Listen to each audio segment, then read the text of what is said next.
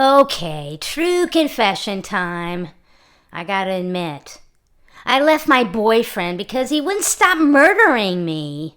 We were having a stupid argument. I can't even remember what it was about, and then he pushed me down the stairs. I tried to reach the railing unsuccessfully, and the last thing I could remember is a look of horror on John Paul's face. And then I flipped over and landed head first, bending my neck almost 180 degrees around. It killed me instantly. Well, I woke up sometime later in the truck of John Paul's Grand Am next to a shovel and a box of lavender-scented garbage bags and a hacksaw. Ugh. I tried to call out, JP! Oh, but my vocal cords were fried. That'll happen to you when your head nearly gets ripped off. Instead, I just started kicking the ceiling of the trunk. John Paul must have heard me because he slammed on the brakes, sending me and everything else into the trunk, flying into the back seat. Well, by the time I untangled my hair from his hacksaw, JP was standing over the open trunk, the shadow of him blocking out the light of the full moon. I thought you were, he stuttered, but you were dead? I wheezed as I hopped out of the trunk, my voice sounding like a garbage disposal. Well, guess what? It wasn't as bad as it looked. Elsie? John Paul was barely speaking above a whisper now. Your head, it was completely twisted around. You didn't have a pulse. I thought John Paul rushed forward, scooped me up in a big hug. I thought I'd lost you, baby. I thought I'd killed you. Oh, JP, come on. I rubbed his back. You did. John Paul cried into my hair, and I told him how I became immortal. I won't bore you with all the details like I did him. Anyway, afterwards, JP apologized and promised he would be a better man. And then he drove us home, holding my hand the entire way. Now, the second time JP killed me, I think he was just curious. Maybe he convinced himself that the first time was a fluke or that it didn't happen at all. Well, either way, I ended up with a split skull, and JP needed a new frying pan.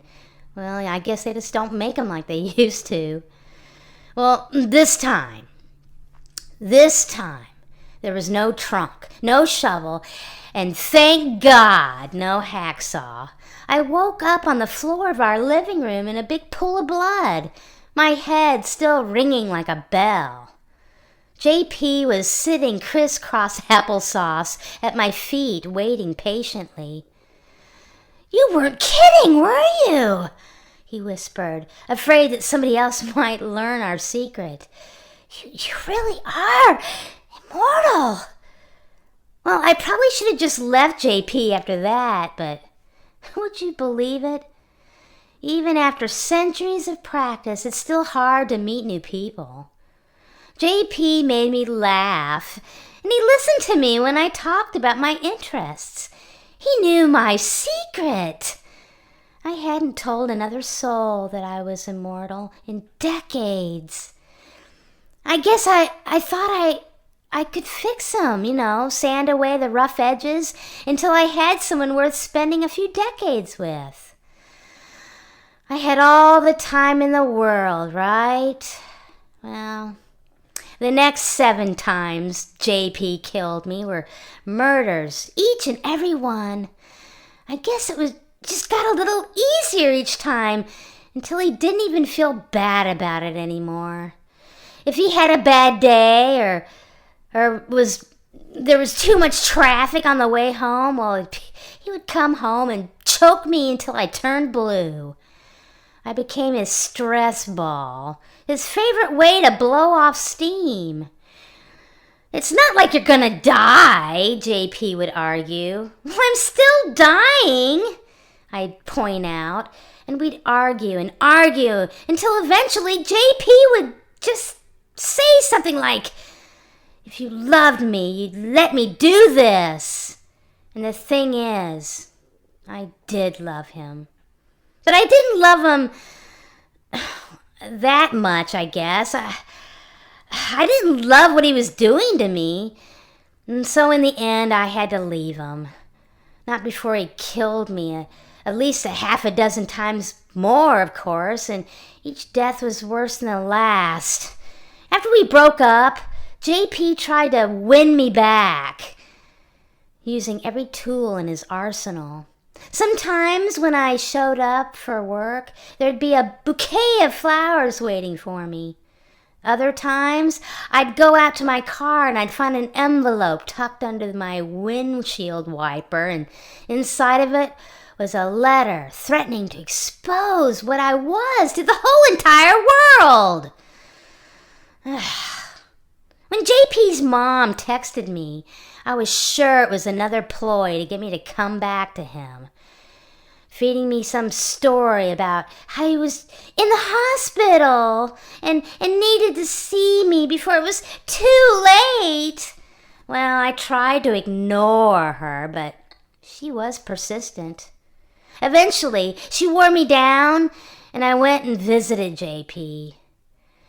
We didn't catch it in time. We didn't, JP said in tears. "Oh God, Elsie, I'm so scared. Pancreatic cancer. And it's very, very painful." "Oh, I'm so sorry, JP. I truly am." "I don't need you to be sorry for me," he spit. "I need you to help me." I could already tell where this conversation was going. "JP, I can't. Make me immortal. I remember your story. I know that you can do it. Please, I don't want to die." I thought about it all the time. JP murdered me? Oh, God, how excruciating it was to be killed over and over again by a man that I loved. "JP, I'll do it on one condition," I said. "You just name it, baby. I'll do whatever you say. I promise." "I don't want you to ever contact me again. No more trying to win me back. No more threatening letters or flowers. After this, we will never see each other again. Deal?"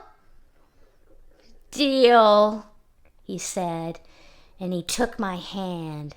And just like that, the magic was done. "All right," I said.